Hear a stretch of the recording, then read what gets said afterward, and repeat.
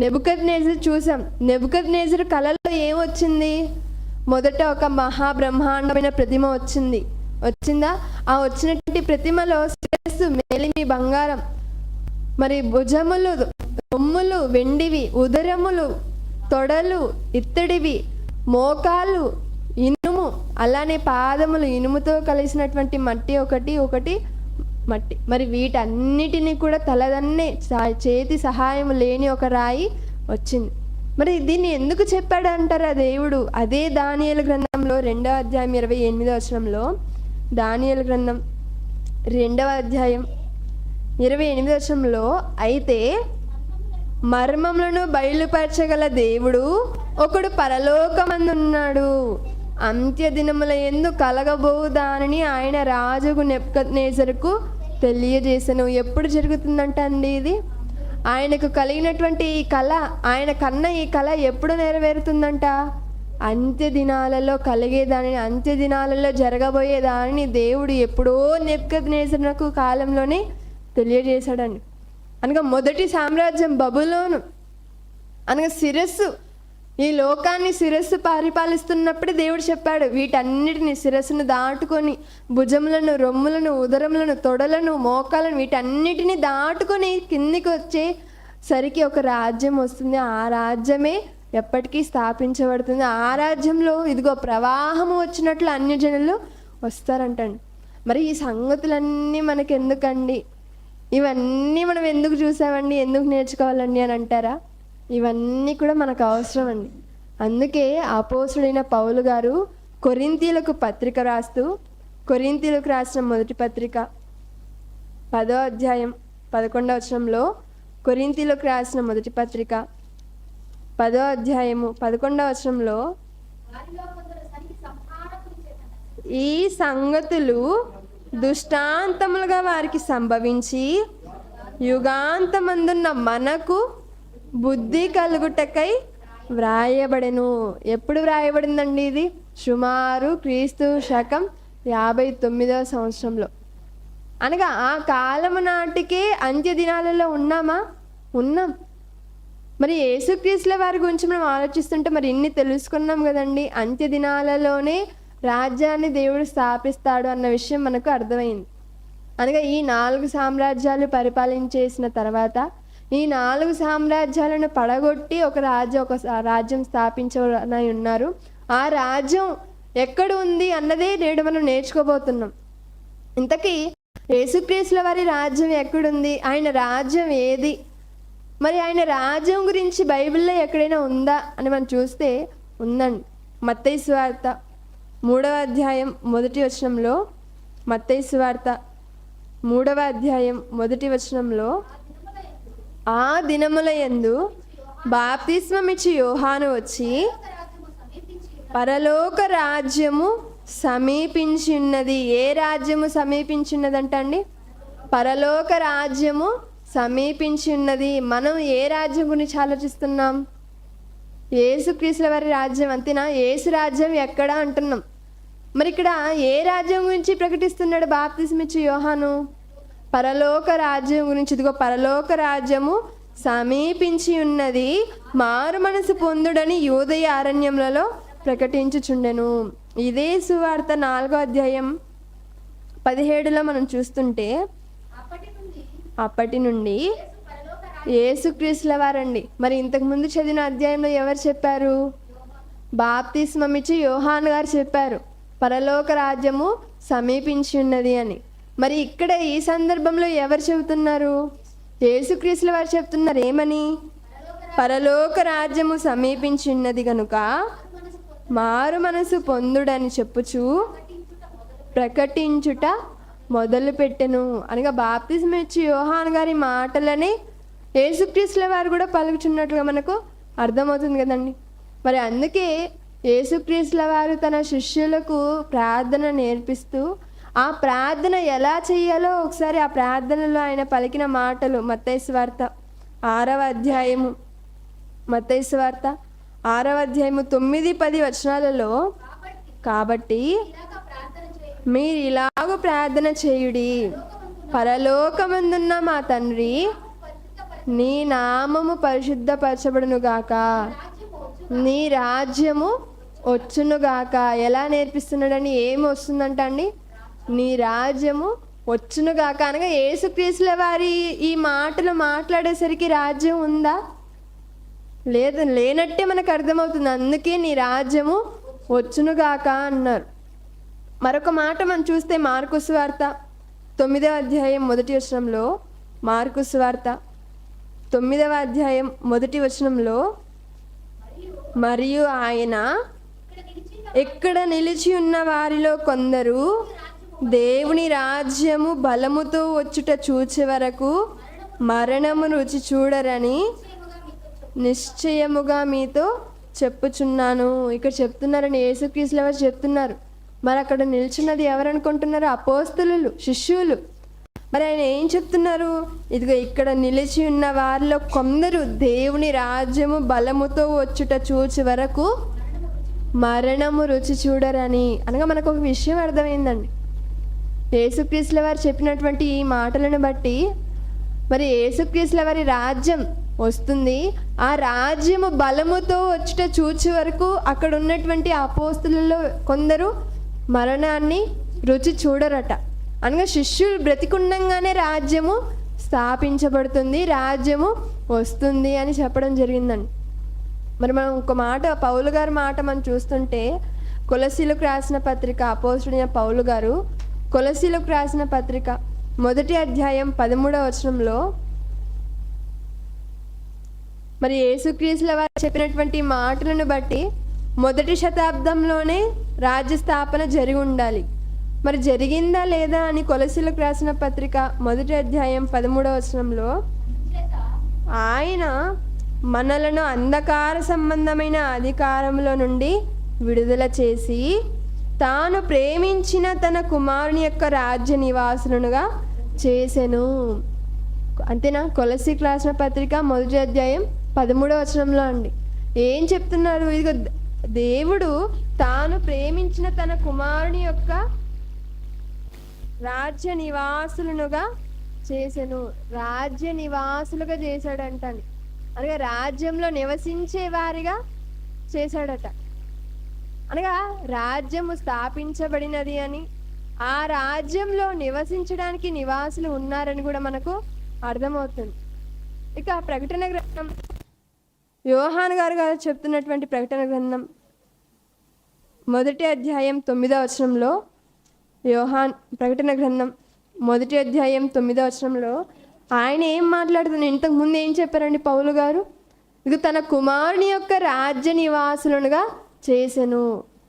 మరి ఇంతకు ముందు ఏం చదువుకున్నాం? మార్కు సువార్తలో ఆయన రాజ్యము వచ్చే వరకు, ఆయన రాజ్యము బలపరచుట చూసే వరకు నిలిచినటువంటి వారిలో కొందరు మరణాన్ని రుచి చూడరు అని చెప్పారు. అనగా 1వ శతాబ్దంలోనే రాజ్యం అన్నది స్థాపించబడుతుంది అని మనకు అర్థమైంది. కొలసీ పత్రిక వచ్చేసరికి అక్కడ ఏం చేశాడు? ఇదిగో రాజ్య నివాసులుగా చేసెను. అనగా రాజ్యం స్థాపించబడిపోయింది, రాజ్యంలో నివసిస్తున్నారు అని మనకు అర్థమైందని. ఇక ప్రకటన గ్రంథం 1వ అధ్యాయం 9వ వచనంలో, ప్రకటన గ్రంథం 1వ అధ్యాయం 9వ వచనంలో, మీ సహోదరుడు యేసును బట్టి కలుగు శ్రమలోను రాజ్యములోను సహనములోను పాలివాడునైన యోహానను నేను. ఎందులో పాలివాడై ఉన్నాడంటండి యోహాను గారు? రాజ్యములోను. అంతేనా? అలాగే యోహాను గారు రాజ్యంలో పాలివాడై ఉన్నాడా? మరి చెప్పారు కదా యేసుక్రీస్తుల వారు, ఇదిగో నిల్చున్నటువంటి వీరిలో కొందరు రాజ్యము బలముతో వచ్చుట చూచి వరకు మరణాన్ని రుచి చూడరు అన్నారు.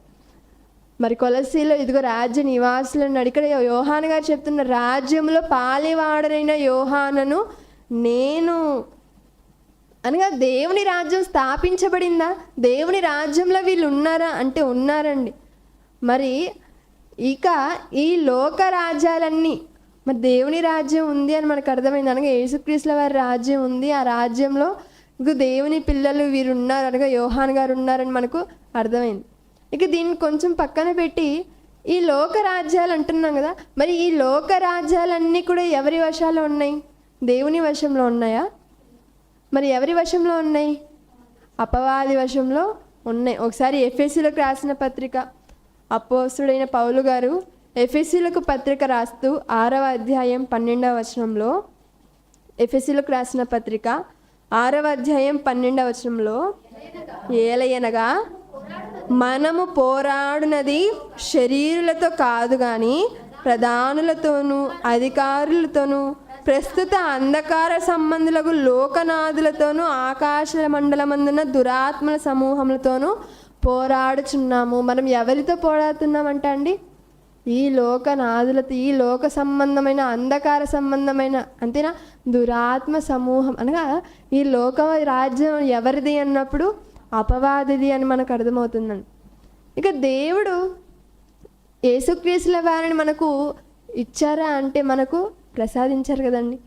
చెప్పారు కదా, ఇదిగో మన అందరం కూడా పాపముల చేతను అపరాధముల చేతను చచ్చిన వారంగా ఉంటున్నటువంటి మనలను ఆయన చీకటిలో నుండి పిలిచాడు కదండి. పేతురు రాసిన మొదటి పత్రిక 2వ అధ్యాయము 9-10 వచనాలలో, అయితే మీరు చీకటిలో నుండి ఆశ్చర్యకరమైన తన వెలుగులోనికి మిమ్మును పిలిచిన వాణ్ణి. మన అందరం కూడా చీకటిలో ఉన్నామంటండి. చీకటిలో మగ్గిపోతున్నటువంటి బ్రతుకులలో మనం జీవిస్తున్నప్పుడు ఆశ్చర్యంగా ఉందంట వెలుగు. ఆ వెలుగులోనికి మనలను పిలిచిన వాని యొక్క గుణాతిశయములను ప్రచురము చేయు నిమిత్తము ఏర్పరచబడిన వంశం. మనం ఎందు నిమిత్తమై ఏర్పరచబడ్డామండి? ఎవరిని ప్రచురించడానికి? చీకటిలో నుండి మనలను ఆశ్చర్యమైన తన వెలుగులోనికి పిలిచిన వాని యొక్క గుణాతిశయములను ప్రచురము చేయి నిమిత్తము మనం ఏర్పరచబడిన వంశం అన్నాడు, రాజులు అన్నాడు, యాజక సమూహం అన్నాడు, పరిశుద్ధ జనం అన్నాడు, దేవుని సొత్తు, దేవుని ప్రజలు అయి ఉన్నారంటండి. అనగా ఈ మాటలన్నిటిని బట్టి మనము దేవుని రాజ్యంలోనికి వచ్చామా? క్రీస్తు రాజ్యంలోనికి వచ్చామా? మరి ఎలా వచ్చాము? మనల్ని ఎలా ఆయన రప్పించుకున్నాడు తన రాజ్యంలోనికి అన్నప్పుడు అపోస్తుల కార్యంలో చెప్తారండి. ఇదిగో దేవుడు తన స్వరక్తం ఇచ్చి సంపాదించిన సంఘమును కాయుటకు అన్నాడు. అనగా తన స్వరక్తం ఇచ్చి సంపాదించుకున్నాడా? మనలను సంపాదించుకున్నాడని. తన రాజ్యంలో మనము ఉండడానికి, తన రాజ్య నివాసులు అవ్వడానికి తన స్వరక్తాన్ని ధారపోసి మనలను సంపాదించుకున్నాడు. మరి ఇంతకీ మనం రాజ్యం ఉంది అన్నాం, ఆ రాజ్యానికి మనము స్థాపించబడిన రాజ్యంలో మనము ఉన్నాము, మనల్ని కొన్నారు అని విన్నాం. మరి ఇంతకీ ఆ రాజ్యానికి రాజు ఎవరు? ఆ శిరస్సు ఎవరు అని అంటే ఆయనే యేసుక్రీస్తుల వారు. మరి ఒక విషయం మనం ఆలోచిస్తే, పాత నిబంధన కాలంలో మనం రాజుల కాలాన్ని ఆలోచిస్తున్నప్పుడు రాజుగా ఉండాలి అని అంటే అందరూ ఆమోదిస్తే సరిపోతుందా అండి? లేక ఎవరైనా ప్రవక్తలు కానీ యాజకులు కానీ వచ్చి అభిషేకించిన తర్వాత రాజు అవుతారా? మరి రాజుగా ఎలా అవుతారు? రాజు అవ్వాలంటే ఏముండాలి, ఏం చేయాలి అని మనం చూస్తే రాజుల మొదటి గ్రంథం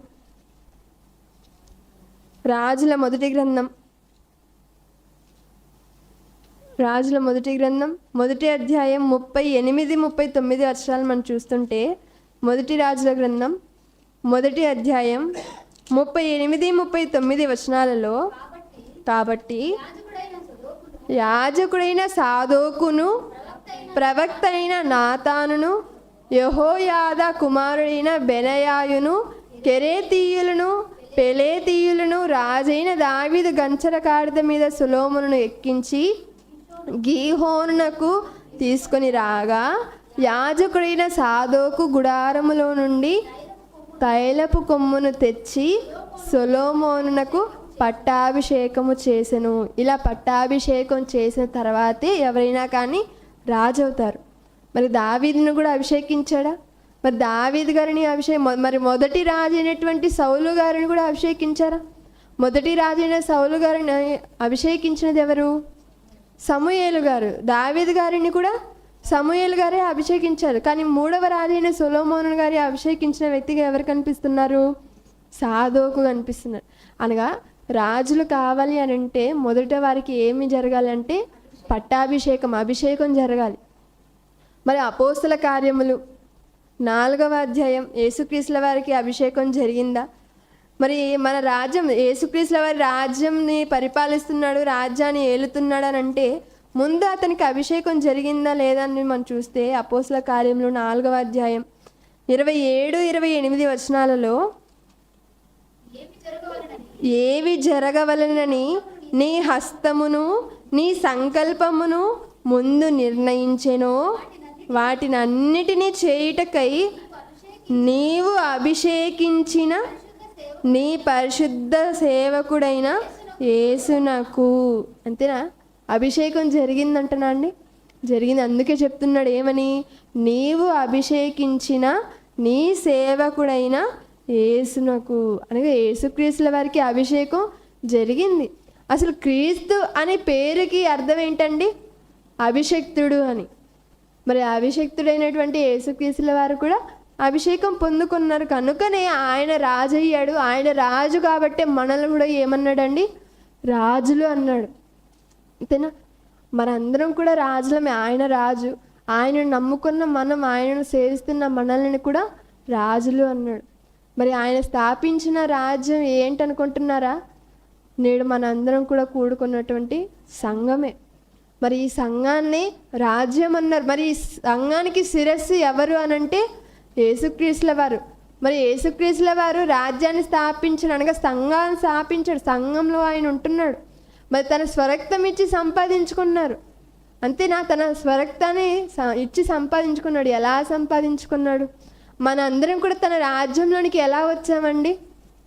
దేన్ని తీసుకొని మనం తన రాజ్యంలోనికి వచ్చాము? బాప్తిస్మం తీసుకొని యేసుక్రీస్తుల వారి యొక్క రాజ్యంలోనికి మనము రావటం జరిగింది. అపోస్తల కార్యములు 2వ అధ్యాయము 41వ వచనంలో, అపోస్తల కార్యములు 2వ అధ్యాయము 41వ వచనంలో, కాబట్టి అతని వాక్యము అంగీకరించిన వారు బాప్తిస్మము పొందిరి.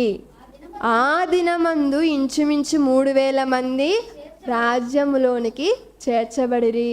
అనగా మన అందరం కూడా ఎక్కడున్నాము? రాజ్యంలోనే ఉన్నాం. యేసుక్రీస్తుల వారి రాజ్యంలోనే మనం ఉన్నాం. ఈ విషయం తెలియక క్రైస్తవులు అనేటువంటి వారు కొన్ని పాటలు పాడుతుంటారండి. ఏంటని? యేసు రాజుగా వచ్చుచున్నాడు. మరి యేసు రాజుగా వచ్చుచున్నాడు, భూలోకాన్ని స్థాపించబోతున్నాడు. మరి యేసుక్రీస్తుల వారు రాలేదా? వచ్చాడు కదా. ఆయన రాజుగా వచ్చాడు. రాజుగా వచ్చి రాజ్యాన్ని స్థాపించాడు. ఆ రాజ్యంలోనే మనందరిని కూడా చేర్చాడు.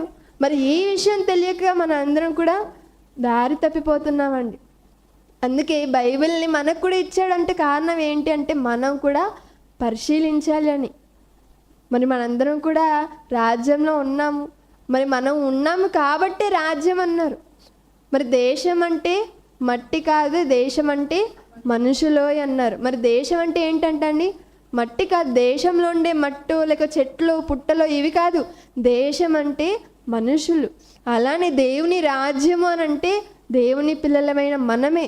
మనము దేవుని పిల్లలంగా మనం ఉంటున్నామంటే ఇదే దేవుని రాజ్యం. మరి దేవుని రాజ్యంలో ఉన్నామని కూడా తెలియక యేసుక్రీస్తుల వారి రాజ్యంలోనే మనం ఉన్నామని తెలియక ఇదిగో యేసు రాజుగా వచ్చుచున్నాడు అని పాటలు పాడుకుంటున్నామండి.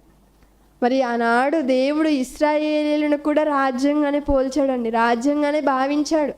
ఒకసారి చివరిగా మనం చూసుకుంటే దినవృత్తాంతంలో 2వ గ్రంథము 2వ దినవృత్తాంతముల గ్రంథము 13వ అధ్యాయము 8వ వచనంలో, దినవృత్తాంతంలో 2వ గ్రంథము